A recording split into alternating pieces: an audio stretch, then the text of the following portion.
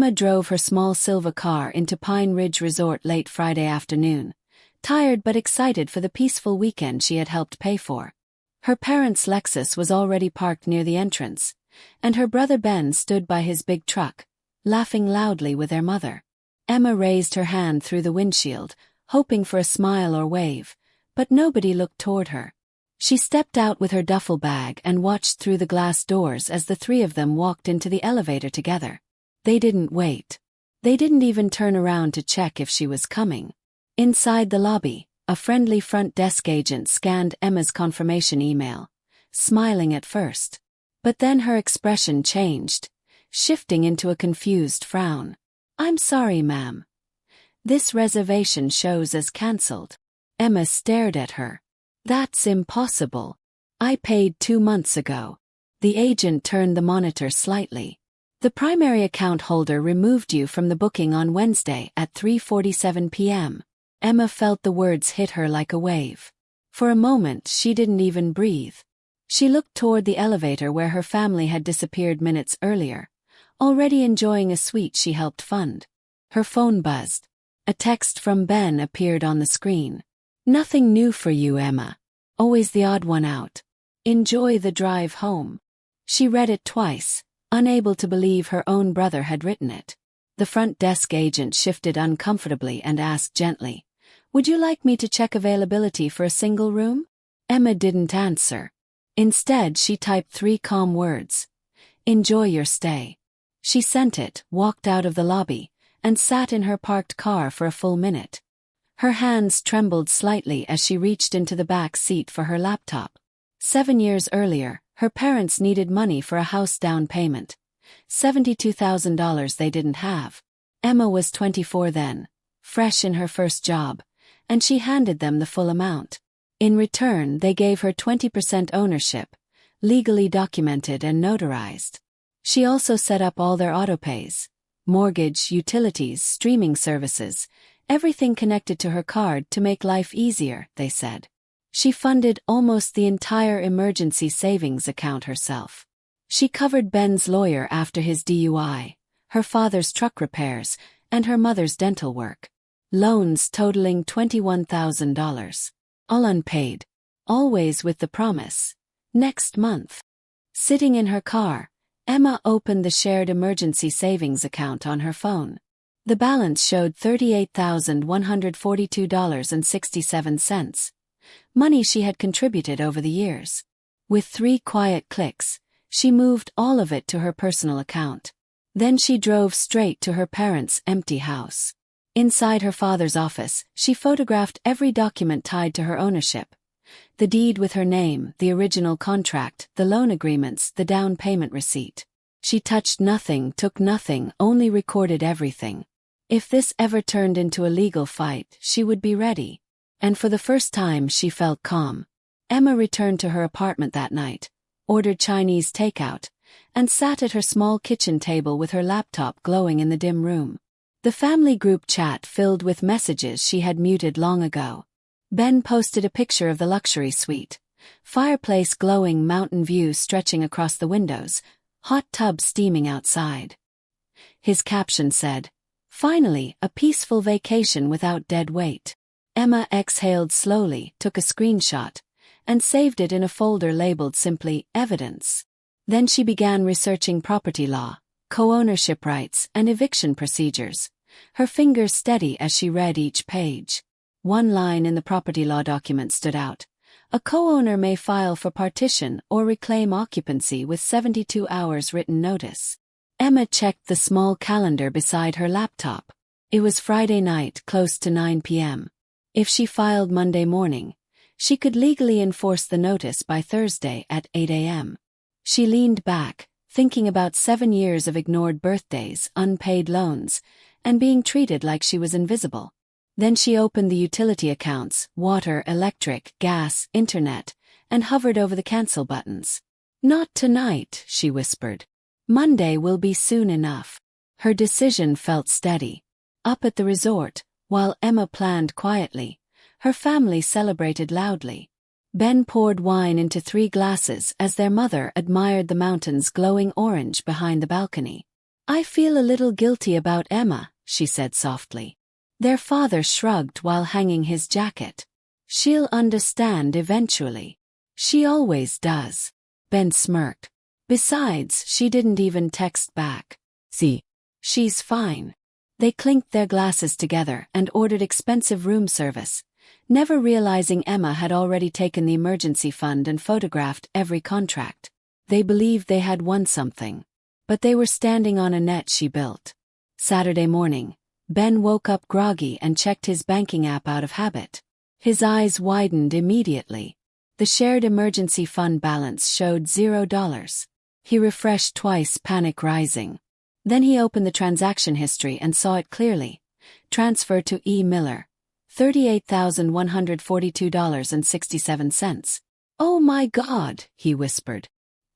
He rushed to their parents' suite and shoved the phone at their father. She emptied it. Everything. Their mother stepped out of the bathroom, face pale. She can't just take our emergency money. Ben shook his head. Her name is the primary one on the account. We're just listed users. While they panicked, Emma sat calmly in a small cafe 40 minutes away, drinking coffee and watching sunlight hit the mountains. Her phone vibrated with angry texts from Ben. Put the money back now. Then another. You're ruining our trip. She didn't reply. Instead, she opened her laptop and filed a dispute on the resort deposit she had paid. $9.60. Stating she was removed without permission. That action alone reinforced her legal trail. Later that morning, the resort contacted Ben for a new payment of $3,840. One by one their cards declined. Their mother's retirement card finally went through. Their perfect trip collapsed.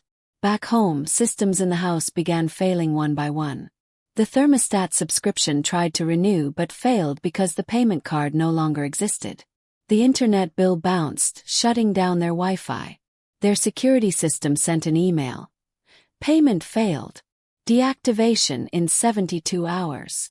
Even the garage door app subscription expired, leaving it stuck half open. Their neighbor, Mrs. Carter, texted Emma's mother. Your garage has been open since last night. Everything okay? Her mother panicked and said, someone needs to close it before somebody breaks in. Ben shook his head. I'm not driving 3 hours.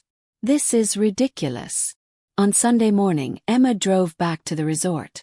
She entered the lobby wearing jeans and a dark jacket, calm as ever. Ben spotted her from the staircase and hurried down, eyes full of anger. What are you doing here? He demanded. Emma didn't respond. She walked straight to the front desk. I need to access Suite 304, she told the agent. I left personal belongings there. Ben scoffed. She's lying. Nothing of hers is in our suite. Emma pulled out a printed receipt showing her $960 deposit. This gives me access, she said quietly. The manager stepped out from his office. The manager examined the system records. It shows a preliminary check-in under your name at 3:04 p.m. on Friday, he said. Then a cancellation at 3:47 p.m. Ben's face turned red. That's not. The manager lifted his hand. She has a legal right to retrieve her property. I'll escort both of you. In the elevator, no one spoke. They reached the suite, where Emma's parents looked up in shock. Emma, what are you doing here? Her mother asked. Without answering, Emma walked straight to the master bedroom closet, reached for her duffel bag, and placed it over her shoulder. Her father followed her, confused. You drove all this way for a bag? He asked. Emma pulled a sealed envelope from her backpack and handed it to him. Read it, she said. He unfolded the eviction notice slowly. His expression shifted from confusion to disbelief to fear. What is this? He whispered. I own 20% of your house, Emma replied. And I'm reclaiming occupancy. You have until Thursday at 8 a.m. Her mother rushed in, reading over her father's shoulder. You can't evict us. This is insane. Ben stepped closer. You're doing this because of a vacation. Grow up. Emma looked him in the eyes. No, Ben. I'm doing this because you all treated me like an ATM for 7 years. Because you cancelled my spot and sent me a message calling me dead weight. Her father tried to stay firm. We can fight this. We'll take you to court. Emma shrugged gently. Go ahead. I have every document, signed, notarized, and filed. She walked out, leaving the suite silent behind her. Ben rushed after her into the hallway. This is petty, he yelled. Emma pressed the elevator button calmly. Petty, she said, was canceling my trip without a word. Back inside the suite, her mother cried quietly on the couch while her father dialed their lawyer friend, Mr. Carter. Ben paced near the window with his hands on his head. On the phone, the lawyer sighed repeatedly. If her name is on the deed as co-owner, she has legal standing, he explained. You'd need to buy her out or negotiate an agreement. Her father clenched his jaw. How much would that cost? At least $70,000, the lawyer said. And more if she includes interest for unpaid loans. Her mother whispered, We don't have that kind of money. They returned home Monday morning and found the house colder than usual. The thermostat was offline. The internet was disconnected. The security system blinked red. Her father called the utility company, embarrassed, while Ben restarted the furnace manually. We need to set up a new account, her father said. The representative asked, Did the previous account holder authorize you? He sighed. Yes, she's my daughter. The representative continued. There will be a setup fee and a first-month payment due today. Her father recited his card number, hoping it wouldn't decline. Somehow the payment went through. Stress hung heavy in the air. Tuesday came with endless apartment searches. Everything required deposits they didn't have. Hotels were too expensive long-term. Ben's apartment was too small.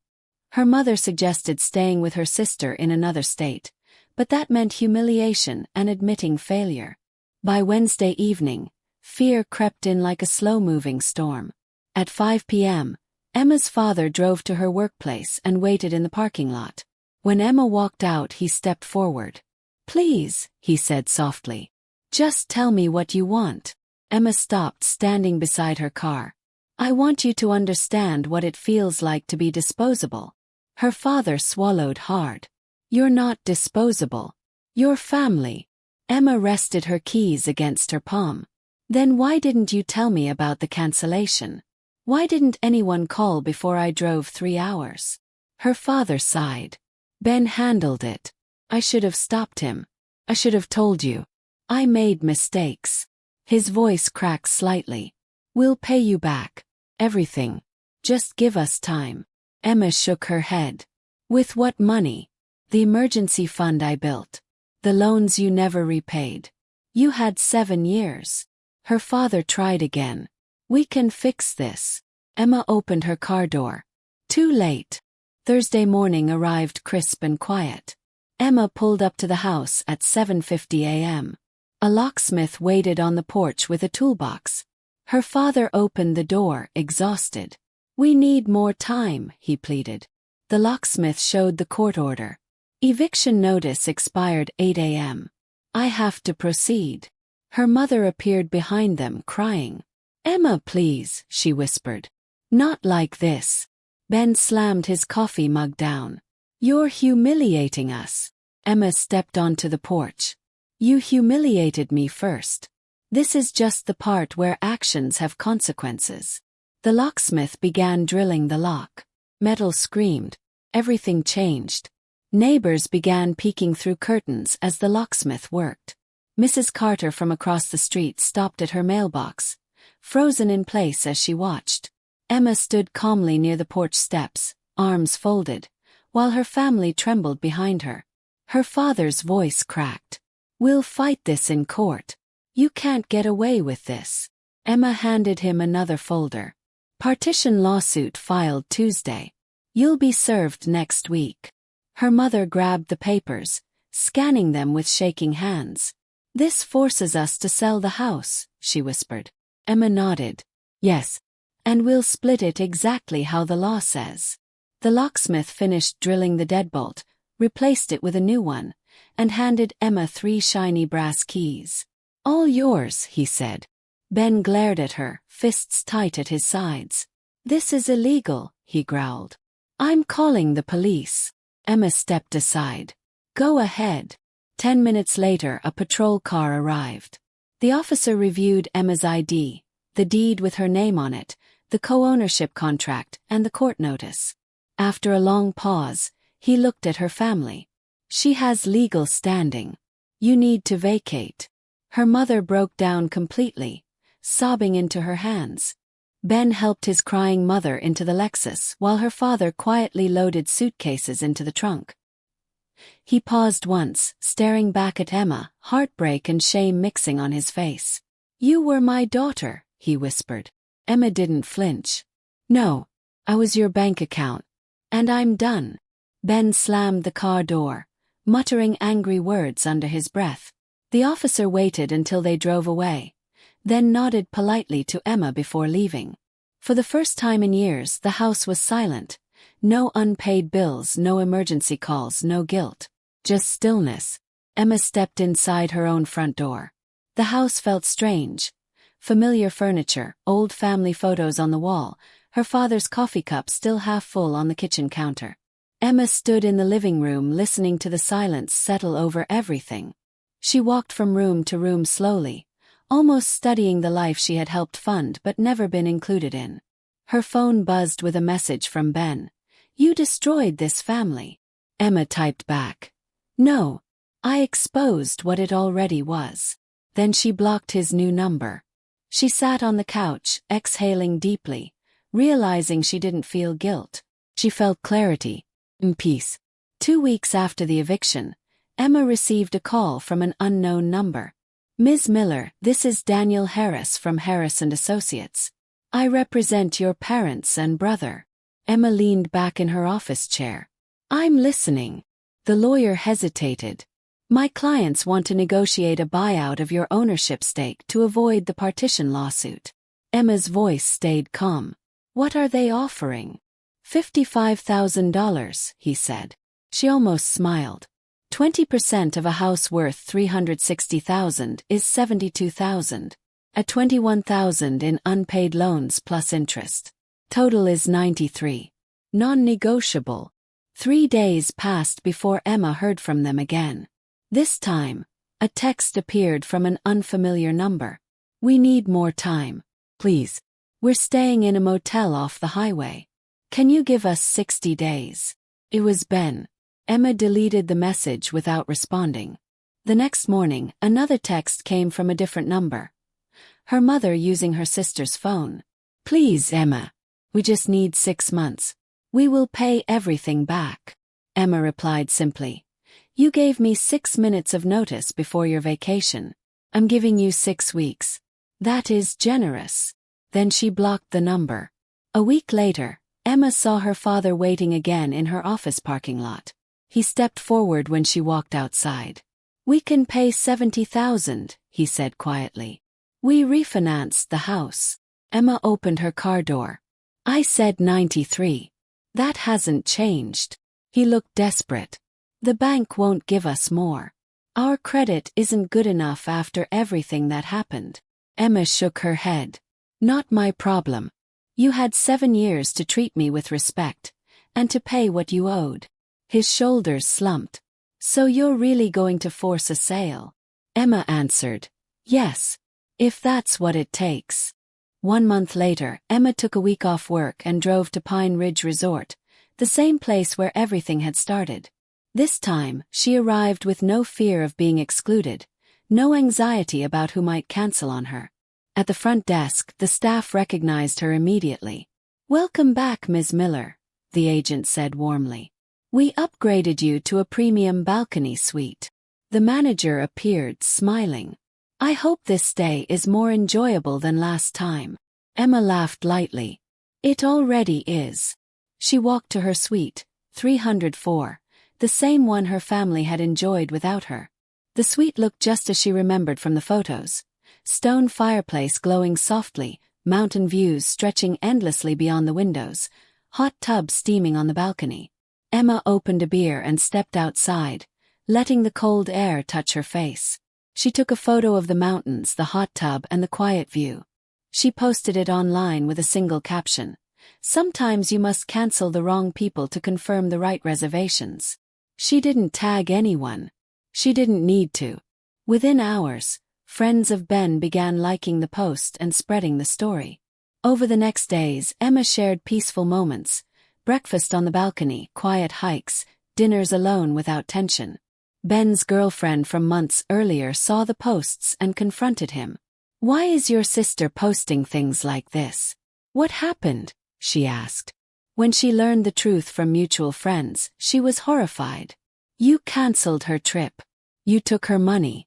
You treated her like an outsider." Ben tried defending himself. "It's complicated." She shook her head. "No, it's cruel." She broke up with him the same week. Ben texted Emma, "You ruined my relationship." She replied, "No, your actions did," then blocked him. 6 weeks after the lockout, Emma received another call from the lawyer, Daniel Harris. His voice sounded tired, as if he had been arguing with her family for days. "Ms. Miller," he began, "my clients have agreed to settle. They can offer $68,000 for your share and $15,000 toward the unpaid loans. Total $83,000. Emma stared at her computer screen. "Accepted," she said. "Draft the paperwork." 2 days later, her parents refinanced the mortgage, cleared out her old bedroom, and mailed her a cashier's check. No note inside. No apology. Just money and silence. A silence she welcomed. Later that week, her father sent a final message from a number she didn't recognize. "We hope you're happy now." Emma read it slowly. For years, she would have apologized or softened her response. Not anymore.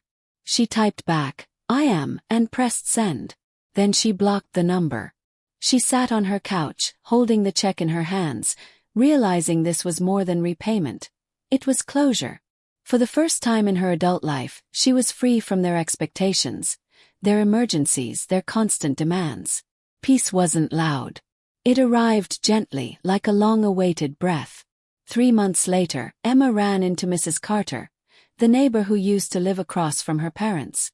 They met at a grocery store parking lot.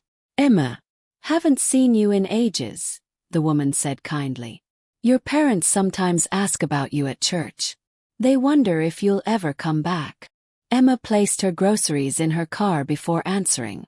"What do you tell them?" Mrs. Carter shifted uncomfortably. "I say I'll ask if I see you." Emma nodded once.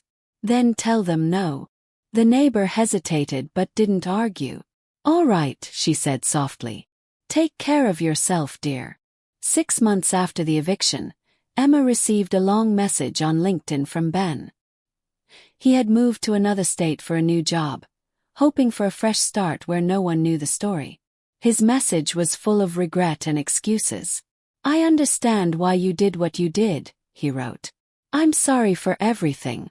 Maybe we can talk someday." Emma read it twice, her face calm. She deleted the message without responding. She knew his apology wasn't about understanding her pain. It was about escaping his own. She refused to open a door she had already closed. People began asking Emma if she ever felt lonely without her family. Friends, co-workers, even acquaintances expressed surprise at how firmly she had walked away. Emma always gave the same answer. "Loneliness is being treated like you don't matter," she would say. "Loneliness is giving without receiving. Loneliness is being used." She explained that peace wasn't the absence of people. It was the presence of respect. And for the first time in her life, she respected herself enough to set boundaries that stayed firm. She finally understood that removing toxic connections wasn't cruel. Staying in them was. One afternoon, Emma visited a lawyer of her own to ask a simple question. "What do I do with the settlement money?" The lawyer smiled and said, "You built their stability for years. Now it's time to build your own." Emma used the funds to start a long-term savings plan, invested carefully, and finally began planning the life she wanted. Without guilt, without obligations, without fear. She even booked another vacation, this time choosing a peaceful getaway by the ocean. No shared bookings, she joked when paying. Only me. And for the first time she felt excited rather than anxious. On the beach, Emma walked barefoot along the shoreline, feeling the sun warm her shoulders as waves brushed her feet. She thought about the girl she used to be, the one who always said yes, who gave until she had nothing left, who cried quietly while others laughed easily. She realized she no longer recognized that version of herself. This Emma understood her worth. This Emma protected her peace. She whispered to the wind, "Never again," and felt a weight lift off her chest. Leaving her family had cost her something, but losing herself had cost far more. One evening during her trip, Emma sat at a quiet seaside cafe. A couple at the next table whispered about their grown son who never visited. The father sighed. "We should have treated him better when we had the chance." Emma took a sip of her drink and looked out at the water. She wasn't angry anymore. Not bitter. Not resentful. She simply understood a truth she hadn't before. Some people only value what they can use. And when you stop being useful, they show you who they really are. Her family had shown her. She just finally believed it. When she returned home, Emma settled into her routine. Work, peaceful evenings, weekend hikes, simple joys she had never allowed herself to enjoy guilt-free. She joined a book club, made new friends, and even began dating someone who treated her with steady kindness. Life felt steady for the first time. One afternoon, she looked at the framed photo of the Pine Ridge Mountains hanging in her living room. She smiled. That place had once been a symbol of betrayal. Now it was a symbol of rebirth. A reminder that endings, even painful ones, can become beginnings. Years later, when people asked Emma about her family, she no longer felt the sting she once did. She simply said, "Sometimes you have to let go of the people who taught you to abandon yourself." She knew now that love was not supposed to hurt more than it helped. She knew peace was not meant to be earned through sacrifice. Emma built a full, quiet, beautiful life, one shaped by her own choices, not her family's demands. And in the end, she discovered the truth. Freedom wasn't walking away from them. Freedom was finally walking toward herself.